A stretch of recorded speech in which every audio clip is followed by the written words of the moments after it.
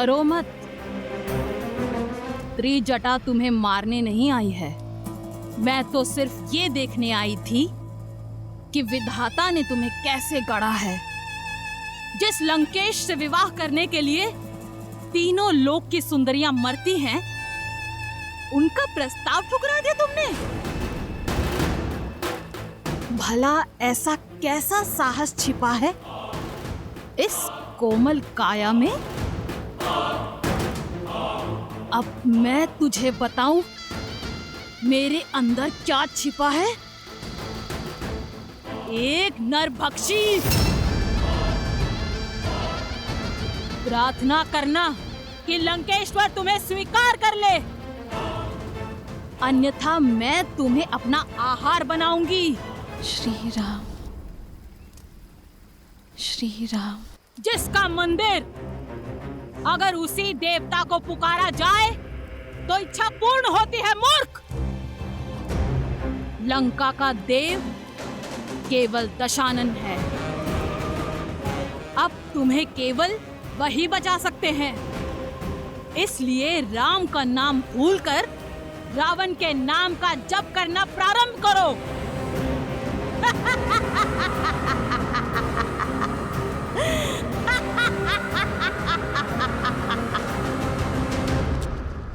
अगली बार मेरे धर्म पर प्रश्न उठाने से पूर्व जान लेना कि मेरा उद्देश्य क्या है, अन्यथा मैं भूल जाऊंगा कि तुम मेरे भाई हो।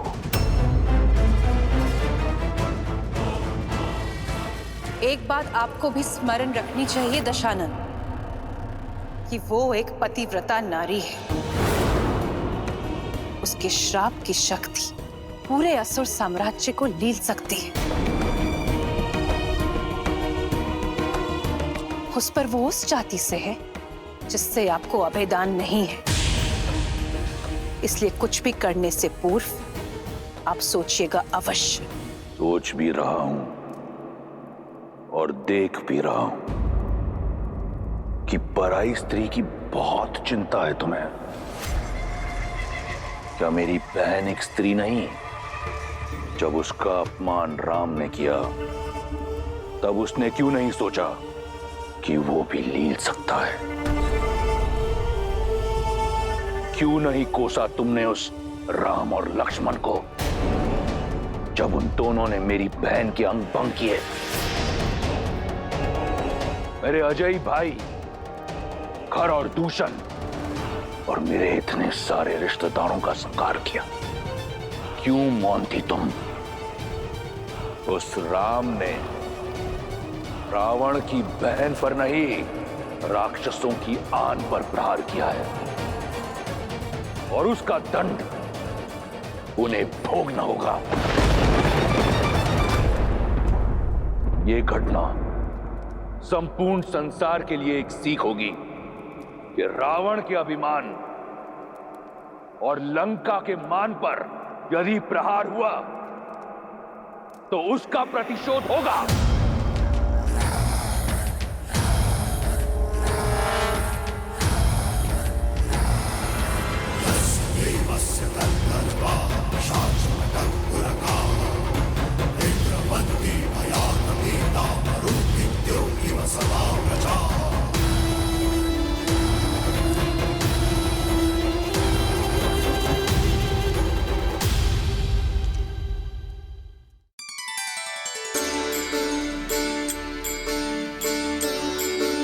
राम,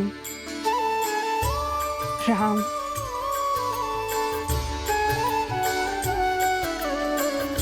राम।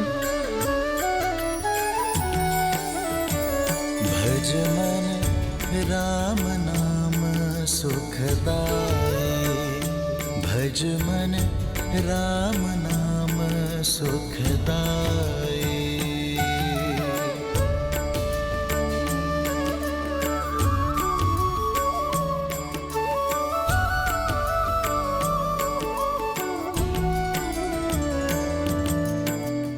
जी दर्शन से तर जाए नैया, तीही सूरत मन भाई। वो ही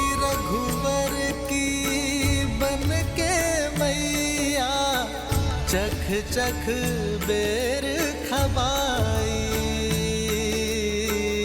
चख चख बेर खबाई, भजुमन राम नाम सुखदाई, भजुमन राम नाम सुखदाई। राम।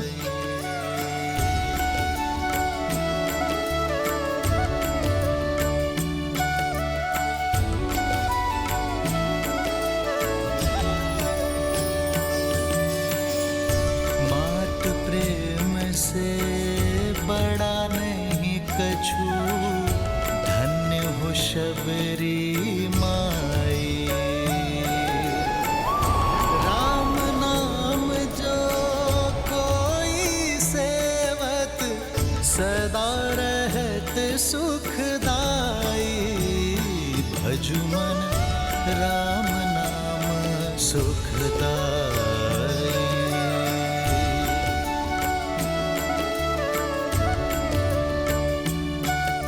राम। राम आएंगे।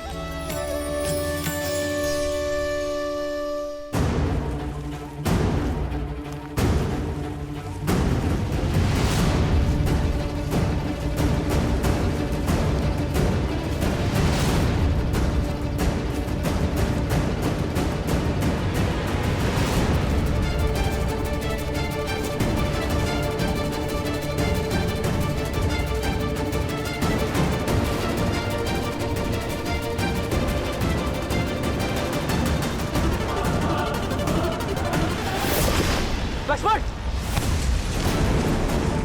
लक्ष्मण!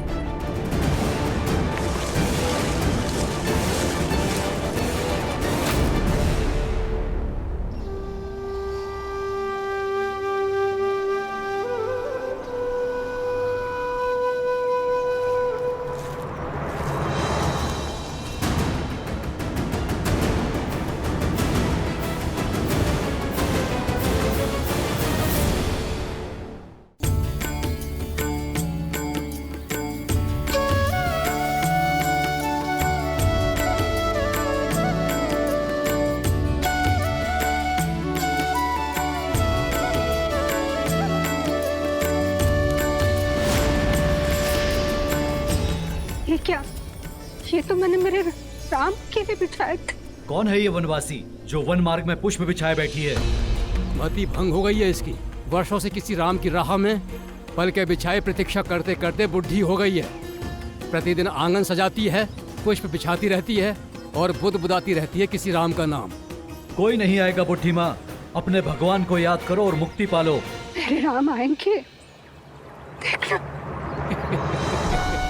राम, मेरे राम आएंगे।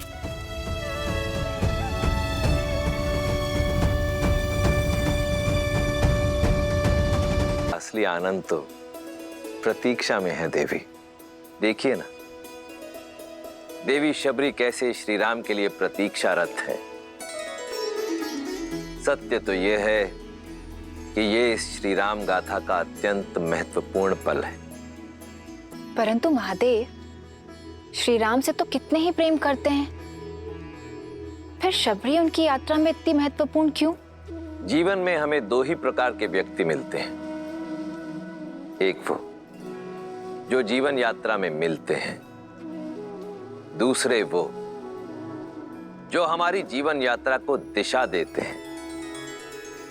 देवी शबरी उसी श्रेणी में आती हैं जहां एक और श्री राम का जीवन शौर्य, प्रतीक्षा और विश्वास की जीत की यात्रा है, तो वहीं दूसरी ओर देवी शबरी उसी यात्रा का प्रतीक है जो अपने धैर्य, भक्ति और समर्पण के कारण एक ऐसा पुष्प बन चुकी हैं जो अनंत काल तक श्री राम गाथा को महकाती रहेंगी।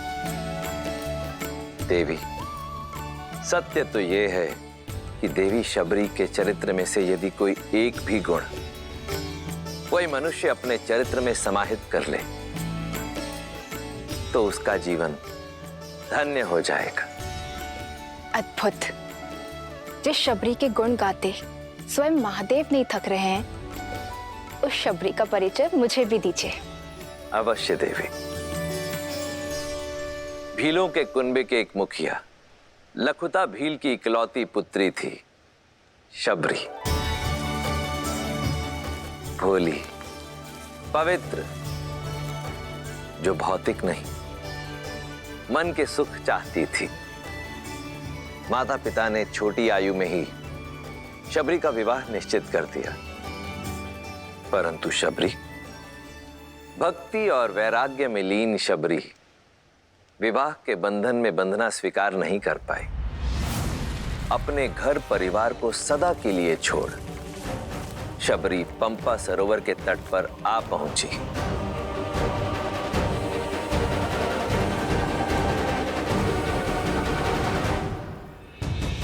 जहां नियति ने उनकी भेंट महान ऋषि मतंग से करवाई। शबरी उनका मार्गदर्शन चाहती थी।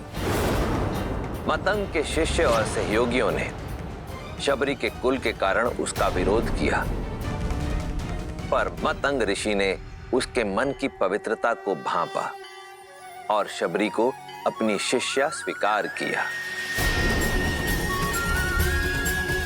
निध्य से आरंभ हुई शबरी की आध्यात्मिक यात्रा, परंतु हर मनुष्य को समय पूरा होने के बाद जाना पड़ता है।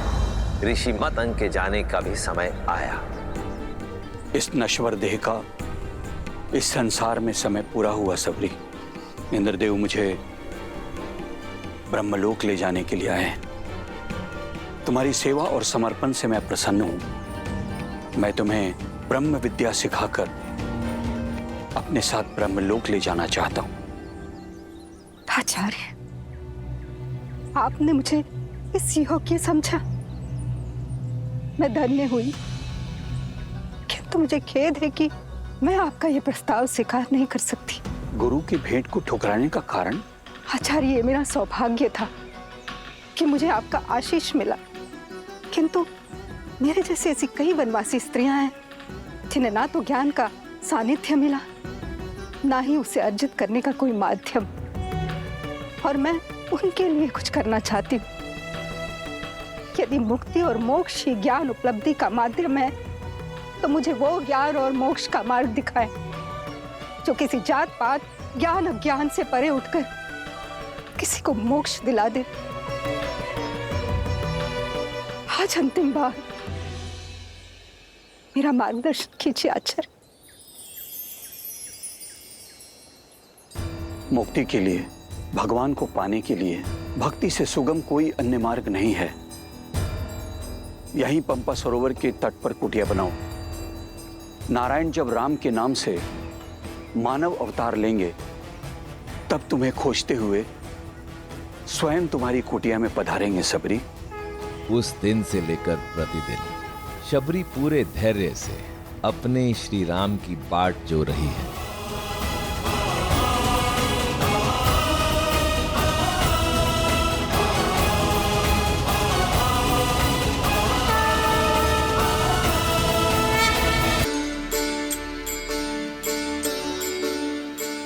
शबरी पूरे धैर्य से अपने श्री राम की बाट जो रही है। हर दिन उठकर श्री राम के स्वागत की तैयारी करती है। पुष्प फल क्या कुछ नहीं बटोरती। शबरी का जीवन भक्ति की पराकाष्ठा है, प्रेम, धैर्य और समर्पण की सीख है। मन राम नाम सुखदाई।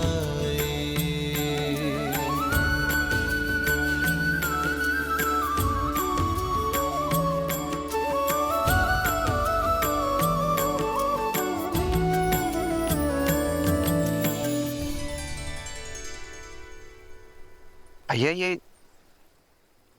ये तो पंपा सरोवर प्रतीत होता है। अर्थात अंततः हम अपने गंतव्य तक पहुंच ही गए। हाँ लक्ष्मण, हमें माता शबरी को ढूंढना है। वही हमें आगे का मार्ग दिखाएंगी। आओ।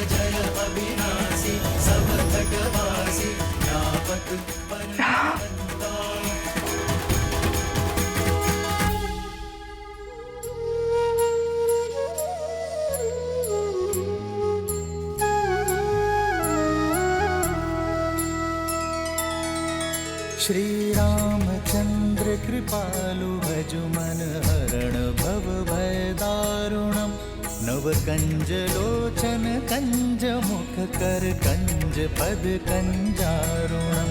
भगवान के अवतार का केवल नहीं गुणगान है, कैसे नारायण बने नर इसका पावन ज्ञान है। श्री राम श्री राम श्री राम श्री राम।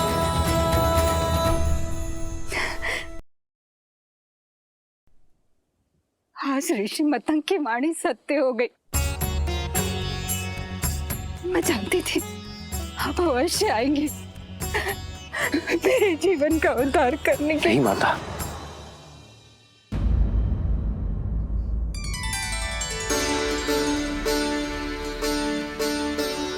आप मेरे लिए माता समान हैं और मां पुत्रों के पग नहीं छूती, वो उन्हें आशीष देती है। माता, आपने मुझे माता कहा। जो बरसों अपने पुत्र की प्रतीक्षा करे, जो उसके सत्कार के लिए सदैव तत्पर हो, उसे माता नहीं तो क्या कहूं माता।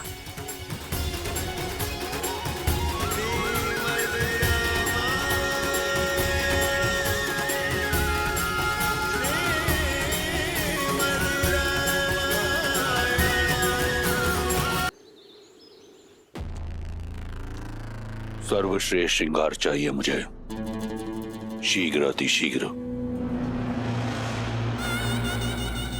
मैं सीता को अपना बनाने के लिए अति उत्सुक हूं।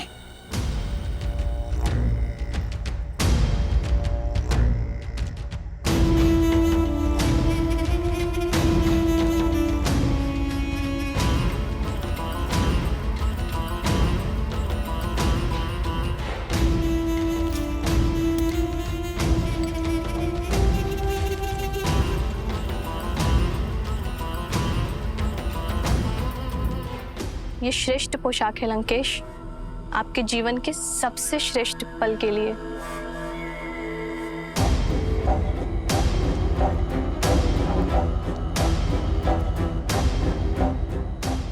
लंकेश्वर सज है अपनी बहन के प्रतिकार और अपनी परीक्षा के पुरस्कार दोनों के लिए।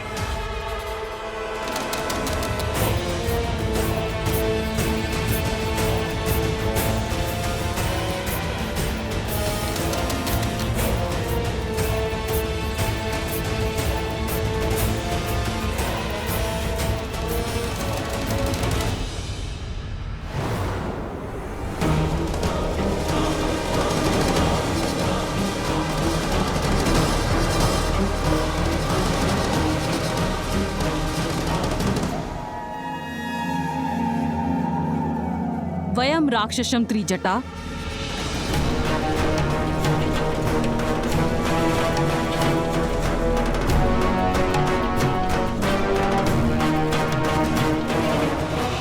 ऐसे होगी राक्षस जाति की रक्षा। मुझे तुम्हारा अभिवादन नहीं चाहिए, मुझे सीता की स्वीकृति चाहिए। मंडप सजा हुआ है, ये अभी तक सज्ज क्यों नहीं हुई है? मैंने बहुत प्रयास किया। अत्यंत हठी है ये, न भयभीत होती है और न प्रश्न का उत्तर देती है। एक चट्टान की तरह अटल है। रूपवती हो, कदाचित इसीलिए अब तक जीवित हो, अन्यथा लंकेश को प्रतीक्षा कराने का दंड मृत्यु होता है। चलो सज्ज हो जाओ। एक पतिव्रता केवल अपने पति के नाम के वस्त्र पहनती है। मेरा श्रृंगार, मेरा आभूषण, मेरे राम का प्रेम है। स्वर्ण लंका की महारानी बनने का स्वर्णिम अवसर मिल रहा है, मूर्ख। जिसे तुम स्वर्णिम अवसर कह रही हो, वो मेरे लिए दुर्भाग्य का निमंत्रण है। कह दो अपने लंकेश से, जिस सीता को वो पाना चाहते हैं वो केवल श्री राम की है। मूर्ख स्त्री, तू बातों से नहीं बल से ही मानेगी।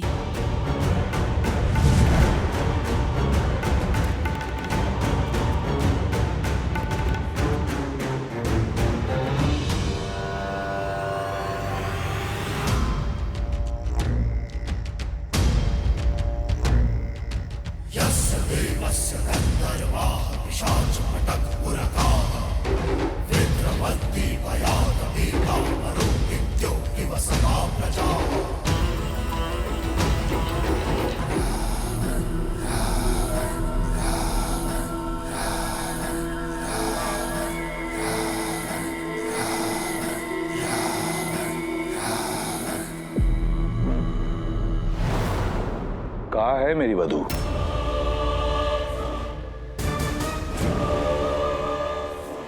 एक महामंत्री का मौन राजा और राज्य दोनों के लिए पतन का कारण होता है। प्रहस्त, उत्तर दो।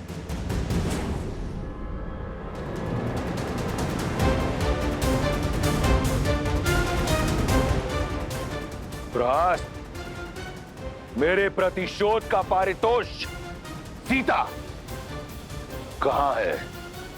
जी वो आती ही होगी भैया। त्रिजटा और एक जटा को मैंने भेजा है उसे लेने के लिए। महाराज, महाराज, महाराज, महाराज, महाराज, महाराज, महाराज, देखिए महाराज, देखिए क्या हुआ।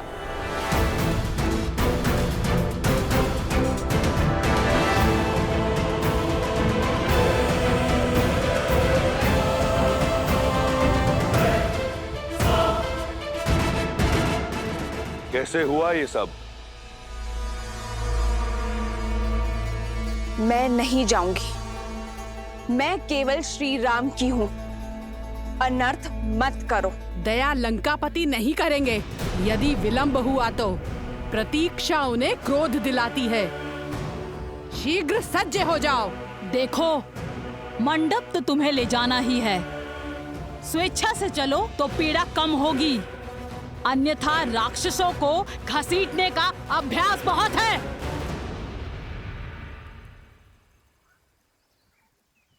श्री राम, श्री राम। त्रिजटा, इसका दंभ तोड़ने में मेरी सहायता करो। श्री राम, श्री राम, श्री राम, श्री राम, श्री राम, श्री राम।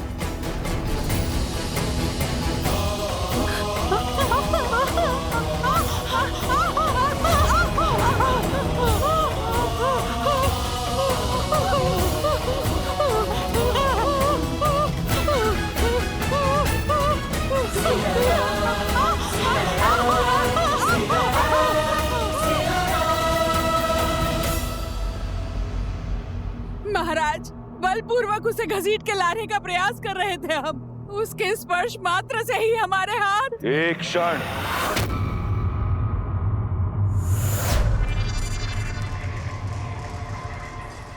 पुनः कहो, क्या किया तुमने? हम बलपूर्वक उसे घसीट के लाने का प्रयास। कौन? अपमान किया है तुमने। लंका की भावी महारानी का।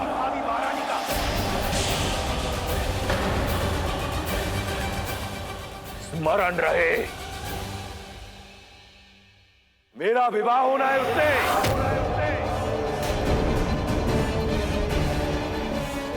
लंका की होने वाली महारानी को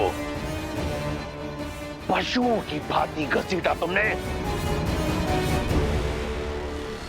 अगर ये भूल दोबारा हुई तो जीवित जला दूंगा। मैं स्वयं जाऊंगा उसे लेने।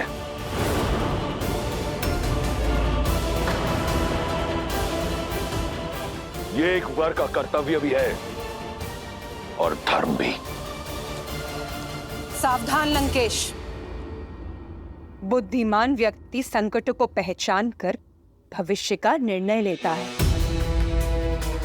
एक पतिव्रता स्त्री की पवित्रता को मत ललकारिए।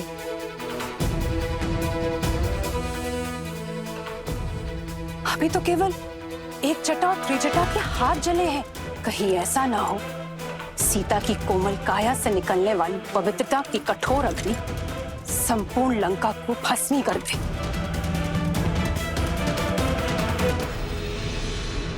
अभी भी समय है, सीता लौटा दीजिए राम को। भैया, मंदोदरी भाभी उचित कह रही, हमें श्री राम को उनकी सीता।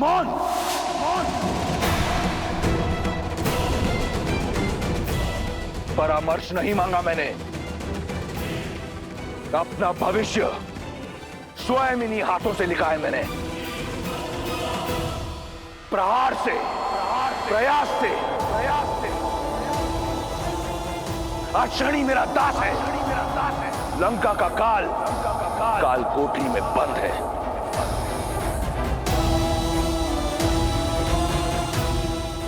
और अपनी भाग्य रेखा में मैं सीता को स्वयं लिख चुका हूं।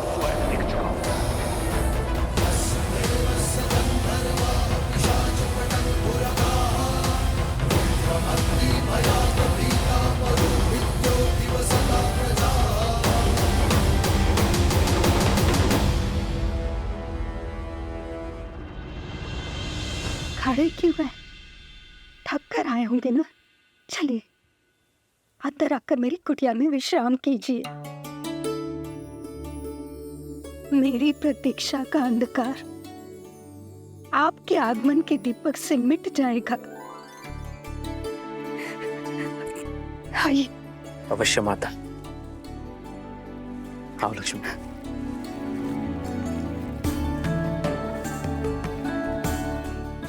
आइए।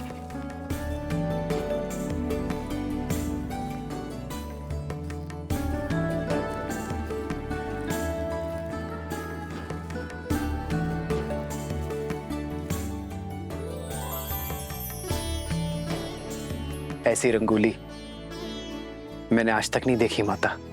इसमें आपकी भक्ति का ही तो रंग है राम। आइए आइए बैठिए।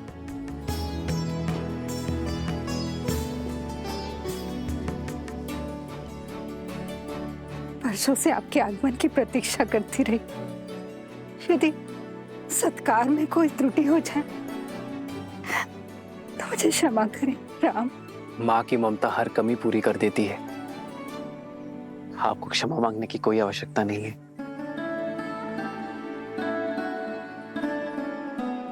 आप दोनों थक गए होंगे ना, और भूख भी लगी होगी ना।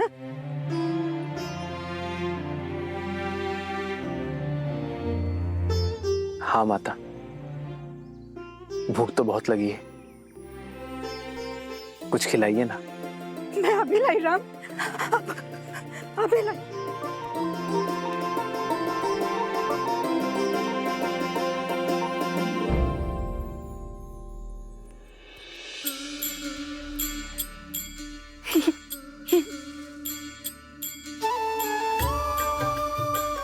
ये खाइए राम।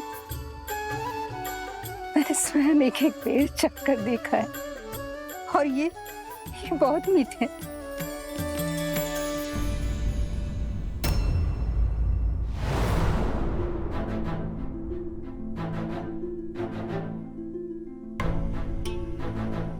अतिथि को झूठे भेर खिलाएंगी आप?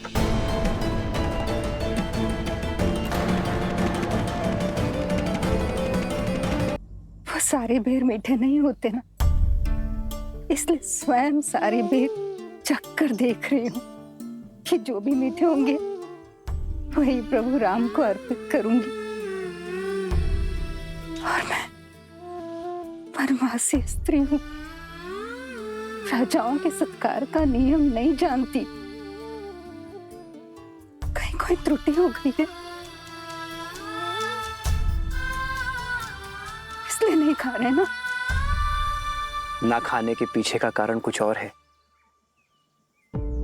एक माता अपने शिशु की गुटी स्वयं चखती है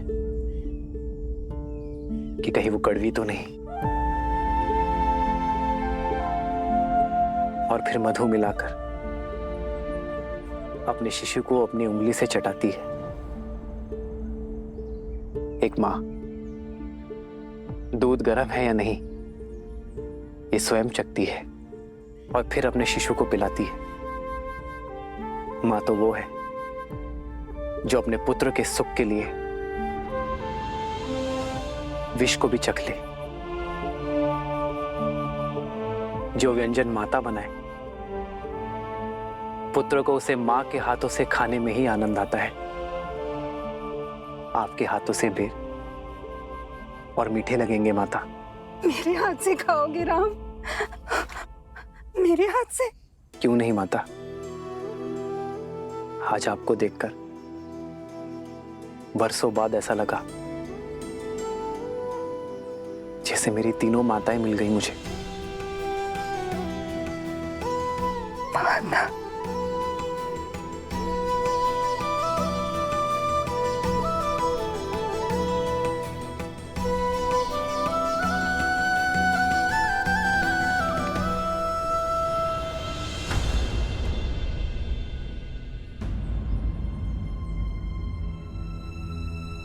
क्या हुआ माता, आप रुक क्यों गई?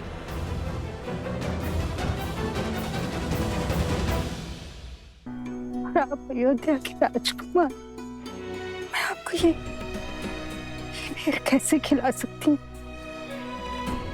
गुरुदेव मदन के आश्रम में मुझे ज्ञान तो मिला, किंतु अपने कुल के कारण स्वीकृति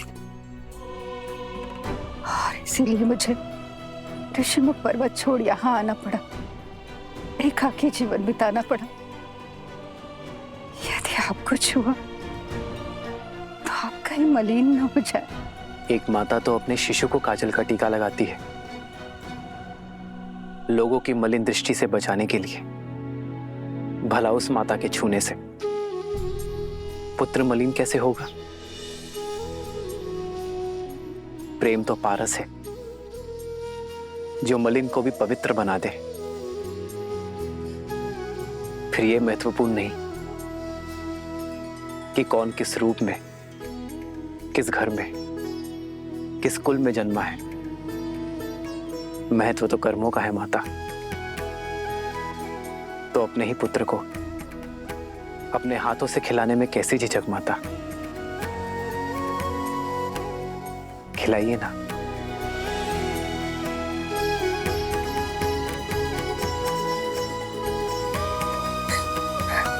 ये खाओ राम, ये बहुत मीठा है, ये खाओ। हाँ?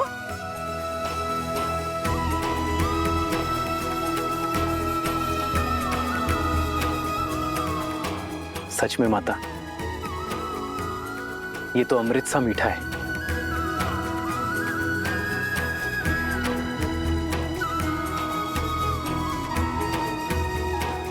लो लक्ष्मण, माता के हाथ का प्रेम और स्वाद है इसमें, खाओ।